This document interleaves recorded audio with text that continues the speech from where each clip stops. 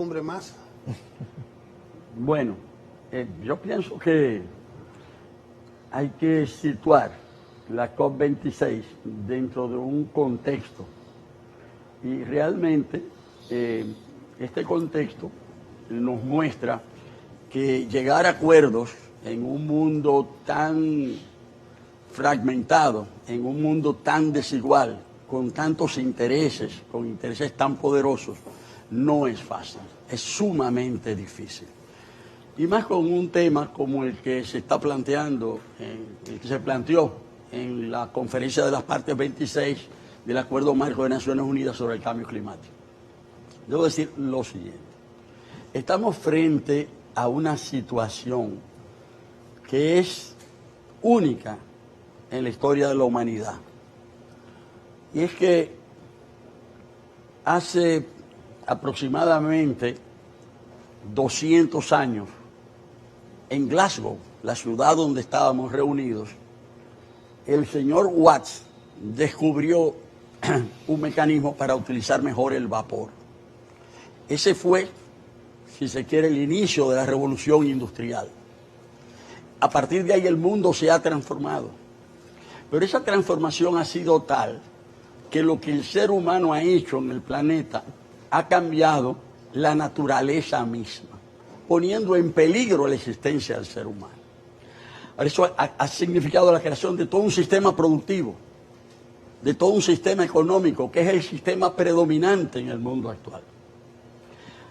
La marcha, el desarrollo, el crecimiento de ese sistema le ha traído infinitos descubrimientos a la humanidad, avances considerables, pero también está poniendo en peligro la existencia misma de muchísimas especies en el planeta y las formas de vida de la especie humana.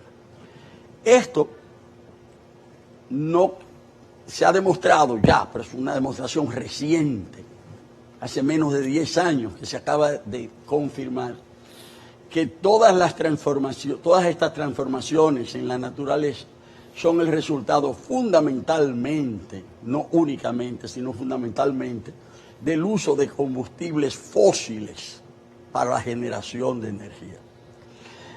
Todo el entramado, y debo decir, para la generación de energía, y las sociedades actuales son sociedades basadas en la energía. Algunos autores han dicho que las sociedades actuales son energívoras, consumidoras de energía. Todo depende de la energía. Lo que hacemos en este momento está basado en la energía. Ahora, esto significa que también ha habido todo un entramado de productores de esos combustibles fósiles, carbón, petróleo, gas, que han hecho todo lo posible por negar que las transformaciones que se están dando en la naturaleza sean el resultado de ese hecho. Y durante los últimos 50 años ha habido, si se quiere, una batalla económica, política, pero también científica. Naciones Unidas creó, a finales de los años 80, el panel intergubernamental sobre el cambio climático, que ha hecho una serie de informes. En su quinto informe, hace unos 7, 8 años, ya se estableció que el cambio climático era el resultado, el producto, con un 90% de certeza del uso de esos combustibles fósiles. En el sexto informe, cuya parte preliminar se emitió en agosto pasado, eso se confirma de manera ya absoluta. Ahora, una cosa es confirmar eso, saber esa certeza, y otra cosa es que se produzcan los cambios, las transformaciones, para que esos combustibles fósiles sean superados, sean eliminados. Ahora se consideró un gran avance el hecho de que se hiciera mención al carbón, porque hasta ahora en ninguna COP se había señalado al carbón como el responsable principal de estas transformaciones negativas en la naturaleza y en la sociedad. Y se señala, y se planteó hasta el final, se trató de que en el documento final se insistiera en que se iba a trabajar para la eliminación del carbón. A último minuto, China y la India plantearon el cambio del texto diciendo que se iba a luchar por la reducción del carbón y no la eliminación. Es decir, eso prácticamente hace que no se establece ninguna obligación, sin ningún compromiso, para lograr ese objetivo que es central, que es fundamental. Ahora, se dice, bueno, pero por lo menos se habla de la reducción. Y en 26 COPs, en 26 conferencias es la primera vez. Entonces se puede decir que es una cumbre más y que no se avanzó nada. Bueno, se avanzó, sí, se avanzó. Pero no se avanzó como lo requería y lo requiere la humanidad para su supervivencia. Ese es el tema central. Y todo esto tiene que ver con que el mundo, lo sabemos que es así, está hecho de intereses poderosos que se expresan en los estados. Y son los estados dominados por esos diversos intereses los que van y se reúnen o nos reunimos. Entonces, los estados que estamos en situación desventajosa, o sea, los estados de los países en vías de desarrollo, o pequeños, o insulares como la República Dominicana, tratamos de hacernos fuertes nosotros mismos y hacer mejor papel posible en ese contexto. Y eso fue lo que hicimos ahora. Yo diría que la República Dominicana ha tenido una participación creciente en las COPs. La participación dominicana ha ido mejorando. Esta vez logramos algo muy importante. Y es que tuvimos una delegación cohesionada. Eso me parece que es lo más importante. Porque hasta ahora cada uno iba por su lado. Medio Ambiente llevaba su delegación, el Consejo llevaba su delegación, Cancillería iba. Pero ahora logramos una delegación cohesionada, con una posición país. Eso lo trabajamos. Ustedes saben cuál es el papel del Consejo. El Consejo es un órgano transversal que agrupa diferentes ministerios. Y nosotros trabajamos para que los responsables de las diferentes áreas sectoriales pudiéramos ponernos de acuerdo en una posición común. Permiso. Sí, adelante.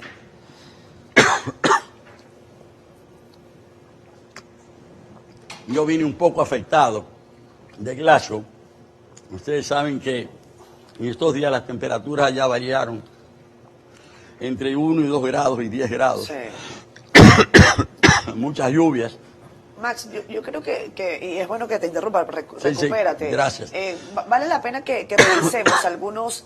Leía yo en el periódico español El País, y entiendo que es parte del sentir el postcumbre, ¿no? Y los análisis que se hacen en los grandes medios. Por ejemplo, señala este artículo que está titulado No basta una cumbre de compromiso, es un artículo de opinión en el diario El País, en donde culmina diciendo: Glasgow no es el acuerdo de emergencia que necesita el planeta, pero no es fácil saber cómo conseguir otro más ambicioso. Es un asunto en el que se entremezclan intereses geoestratégicos, económicos y políticos. Los estados solo avanzarán, y esto me parece muy, pero muy importante, los estados solo avanzarán en la medida en que no tengan otra opción. Y vaya que es dramático saber que hasta que no tenemos el agua al cuello no empezamos a movilizarnos desde la perspectiva de lo que puede hacer República Dominicana, no en un escenario internacional.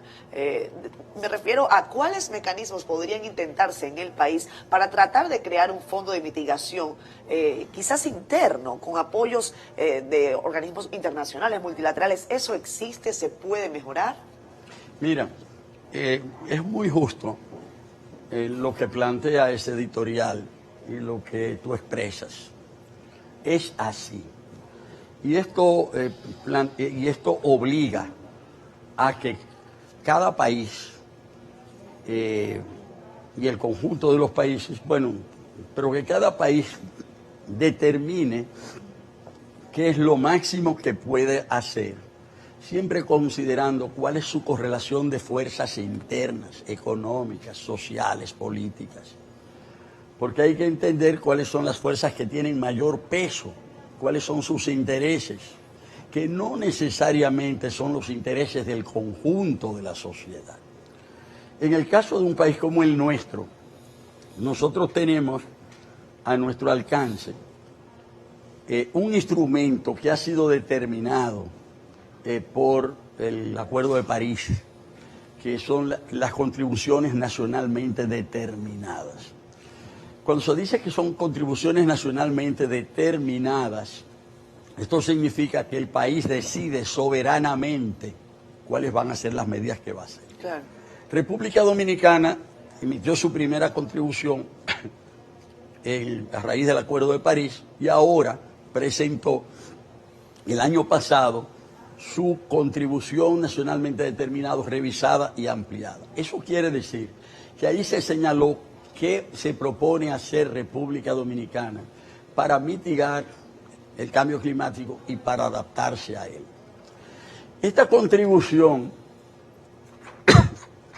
ha sido respaldada por una institución internacional que se llama NDC Partnership. NDC es contribución nacionalmente determinada, por sus siglas en inglés, y a Partnership, asociación, ¿verdad? Entonces el NDC Partnership fue la institución que respaldó la elaboración de la NDC dominicana, y acá los responsables de esa acción fueron el Ministerio de Economía, Planificación y Desarrollo y el Consejo Nacional para el Cambio Climático, que somos las instituciones que somos puntos focales. Otras participan con un lugar importantísimo, como Medio Ambiente, como Hacienda, Ministerio de Relaciones Exteriores. Pero en ese trabajo de la contribución nacionalmente determinada, la República Dominicana fijó hacia dónde se dirige de aquí al año 2030 en esa materia, para mitigar y para adaptar. Pero eso supone saber qué se va a incluir en el presupuesto. Por eso la importancia de Hacienda, cómo se va a planificar la economía, cómo se van a modificar, cómo se va a producir la planificación del territorio. Y ahí aprovecho para señalar que la ley 6400, que es la ley de medio ambiente del año 2000, estableció como una obligación el establecimiento de una ley de ordenamiento territorial. Y eso no se ha hecho. Y eso es fundamental para el tema de pérdidas y daños. Eso que nosotros estamos reclamando en el exterior, diciendo necesitamos apoyo. Bueno, nosotros vamos a conseguir también más apoyo cuando nosotros digamos tenemos una ley de ordenamiento territorial, estamos ordenando la casa. Claro. Porque si en el país las personas viven encañadas y el Estado no ordena eso, ¿cómo después nosotros vamos a reclamar que nos paguen pérdidas porque nosotros no fuimos capaces de ordenar nuestro territorio? Porque una cosa es lo que cuando ya no hay nada que hacer porque el efecto fue catastrófico, Está pero bien, otra cosa es la... Pero justamente lo que quiero decir que la responsabilidad principal, históricamente hablando, es la de los países y las grandes empresas que han producido este tipo de crecimiento económico destructor de la naturaleza. Esa es la responsabilidad principal. Y tenemos que reclamarle, pero también nosotros tenemos una responsabilidad, que es el de ordenar nuestra casa, que es el de reordenar nuestra economía, reordenar nuestra sociedad y decir, lo estamos haciendo bien. Y porque lo estamos haciendo bien, tenemos derecho a reclamar. Es decir, tenemos toda la capacidad moral de reclamar, porque estamos asumiendo nuestras responsabilidades, sabiendo nosotros que las principales responsabilidades se encuentran allá, del otro lado. Yo pienso que esto hay que destacarlo, porque soy he sido de los principales abanderados en el tema, es decir, pero creo que también tenemos que poner de nuestra parte. Sí. Bueno, hay que esperar a ver qué se saca de esto, porque en el carbón quedó a medio talle. El financiamiento queda a nivel de un llamado a la grande potencia a que aporten, que no llega al 30% el compromiso asumido. Pero ¿a dónde voy? O sea, ¿qué lección sacamos los dominicanos, el ciudadano común, de esto? Que no lo vea como algo alejo. El editorial del Caribe plantea que ante los pálidos resultados de Glasgow obligan a multiplicar, eso es a ustedes el compromiso, y a continuar motivando, que es lo más importante, a una población, la nuestra, que es indiferente ante un fenómeno que afecta a toda la humanidad, el calentamiento global y en consecuencia el cambio climático. ¿Cómo se traduce eso para la población dominicana? Mire, yo estoy totalmente de acuerdo con lo que expresa ese editorial del Caribe, totalmente. Aquí hay un tema de responsabilidad y cada cual la asume, la debe asumir desde el lugar en que se encuentra colocado. Si algo ha contribuido a los logros limitados de la COP26, ha sido precisamente la movilización mundial, la movilización de las sociedades. En Glasgow hubo muchas manifestaciones, pero también las hubo a nivel de todo el planeta. Y aún pequeños, los logros alcanzados tienen que ver con esas movilizaciones. Con relación al carbón, en Glasgow se firmó un acuerdo de unos ciento y tantos países para la reforestación, para la protección de los bosques. Y hubo dos coaliciones de países, una para plantear la eliminación del carbón de solo 20 países y otra de 40 países también con otro sistema de reducción del carbón. Entonces, ¿qué pasa? Hay 130 países que se asocian a favor de la reforestación y solo 20 y 40 que se asocian para la limitación del carbón. Esto es muy importante porque lo de la reforestación es fundamental, pero lo de la reforestación, cierto, contribuye a mitigar, pero el problema de fondo no está en los bosques. Hay que conservarlo, pero el problema fundamental está en el carbón. Entonces nosotros debemos ser abanderados, o sea, a favor de la eliminación del carbón, pero debemos dar el ejemplo. Nosotros en el año 2012 desarrollamos dos grandes plantas de carbón en Punta Catalina. Entonces, en ese sentido, nuestra acción debe ser consecuente dentro y fuera del país.